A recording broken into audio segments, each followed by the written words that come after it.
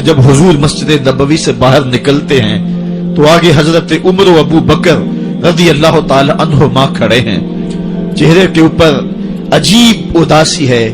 کہا عمر ابو بکر اس وقت کیوں کھڑے ہو؟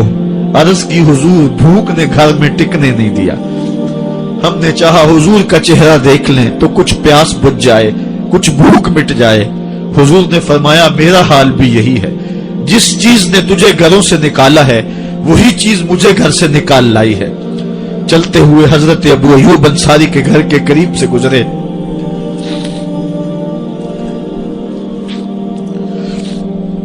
حضور کی خوشبو پا کے وہ باہر آ گئے۔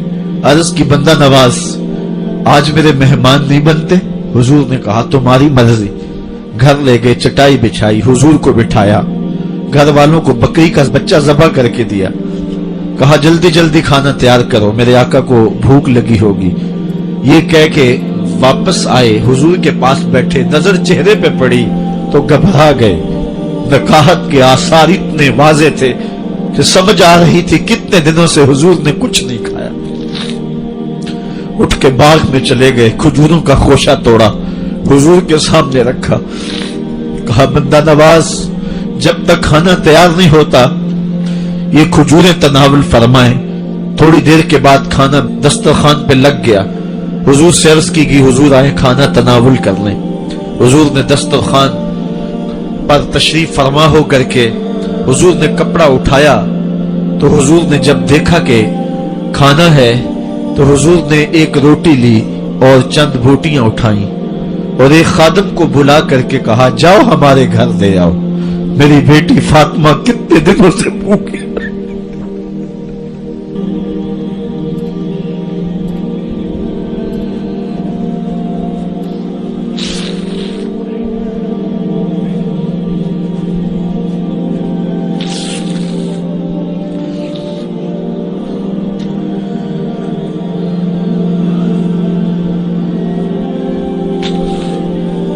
کہا جاؤ ہمارے گھر دے آؤ، میری فاطمہ کتنے دنوں سے بھوکی بیٹھی ہوئی ہے۔ مال کے کونین ہیں گو پاس کچھ رکھتے نہیں، دو جہاں کی نعمتیں ہیں ان کے خالی ہاتھ میں۔ آپ کو پتا ہوگا کہ جب میرے رسول کا انتقال ہوا ہے، حضور کا وصال ہوا ہے، تو حضور کی ایک زرہ ایک یہودی کے گھر میں گروی رکھی ہوئی تھی، حضور نے زرہ رکھ کر کے اس سے قرض لیا ہوا تھا۔ یہ اسلام کی غربت کی کہانی ہے، اور پھر اللہ نے اسلام کو امارت کے رنگ بھی دیے۔ آؤ تمہیں کہانی سناؤں، حضرت عدی بن حاتم روایت کرتے ہیں، صحیح بخاری میں روایت ہے۔ یہ حاتم تائی کے بیٹے ہیں، کہتے ہیں میں حضور کی خدمت میں حاضر ہوا، ایک شخص آیا کہنے لگا حضور غربت نے میرا برا حال کر دیا ہے، اور اس نے شکایت کی غربت کی، پسماندگی کی اور اپنی معاشی بدحالی کی۔ پھر ایک شخص آیا کہنے لگا حضور میرے پاس دولت تو ہے لیکن میں نے جس منزل پہ جانا ہے راستہ پر خطر ہے، تو میرے لیے کیا حکم ہے کہ میں کیسے راستہ طے کروں؟ تو یہ دو لوگوں نے یہ باتیں کی تو حضرت عدی کہتے ہیں کہ حضور نے روئے سخن میری جانب موڑا اور میری جانب مخاطب ہو کے کہا عدی تو نے ہیرا دیکھا ہے؟ عدی کہتے ہیں میں نے عرض کی حضور دیکھا نہیں، سنا ہے، ہیرا یہ شہر ہے عراق کا۔ تو حضور نے فرمایا عدی تو نے ہیرا دیکھا ہے؟ میں نے کہا نہیں حضور دیکھا نہیں، اس کا تذکرہ سنا ہے۔ فرمایا عدی اگر اللہ تجھے زندگی کی مہلت دے تو ہیرا سے ایک خاتون چلے گی، تو اپنی آنکھوں سے دیکھے گا اور مکے تک پہنچے گی اور اللہ کے گھر کعبہ کا طواف کرے گی، اور اس کو ہیرا سے لے کر کے مکے تک اللہ کے علاوہ کسی کا ڈر نہیں ہوگا۔ کہتے ہیں کہ میں نے دل میں کہا کہ پھر بنو طے کے ڈاکو مر گئے ہوں گے جنہوں نے عرب کے اوپر روب ڈال رکھا ہے، تو وہ تو پھر ختم ہو گئے ہوں گے۔ کہتے ہیں میں بھی سوچ ہی رہا تھا کہ حضور نے مزید میری حیرت میں اضافہ کرتے ہوئے کہا عدی اگر تجھے اللہ نے زندگی کی مہلت دی تو تو دیکھے گا کہ کسرا کے خزانے تیری جھولی میں ہوں گے۔ تو اس دور کی سپر طاقت تھی۔ میں نے کہا حضور کسرا بن ہرمز हुजूर ने फरमाया हाँ किसरा बिन हुरमज।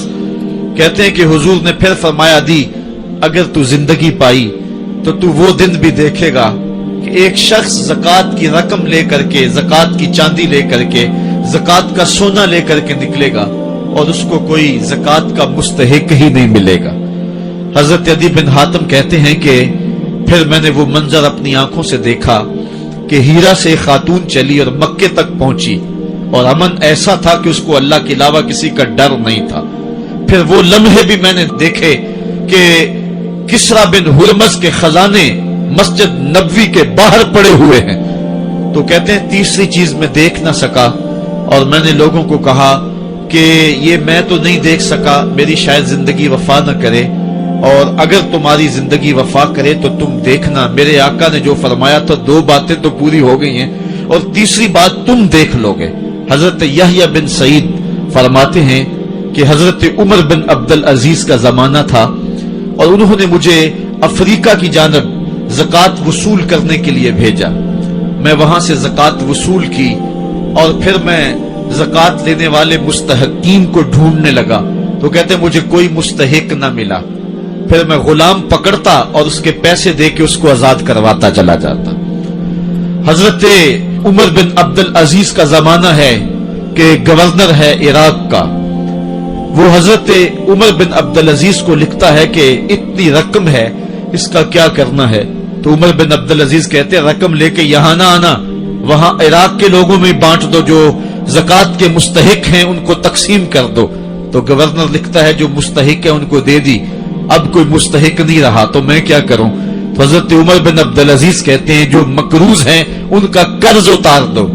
तो कहते हैं कि हाँ कर्ज भी मैंने उतार दिया है, रकम फिर भी बच रही है, क्या करूं।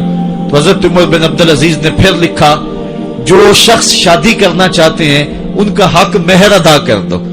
मैंने कहा कि वो भी कर दिया है, रकम फिर भी बच गई, अब क्या करूं।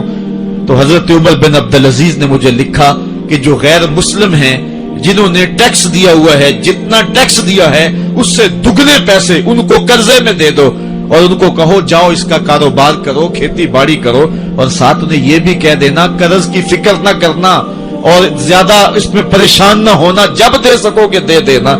ये दौर भी फिर इस्लाम ने देखा और ये घड़ियां भी देखी जब चिथड़े पहने हुए थे, जब पैबंद लगे लिबास पहने थे, जब पेट में डालने के लुकमा भी नहीं था।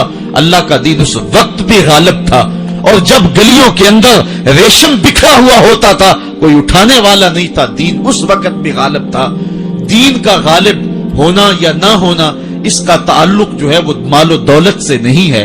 इकबाल कहता है कि जवाल बंदाए मोमिन का बेजरी से नहीं, मोमिन का जवाल बेजरी से नहीं है बल्कि इसका सबब कोई और है। वो सबब ढूंढना है कि हम दुनिया में रुसवा होके क्यों रह गए, हम जमाने के सामने तमाशा क्यों बन के रह गए।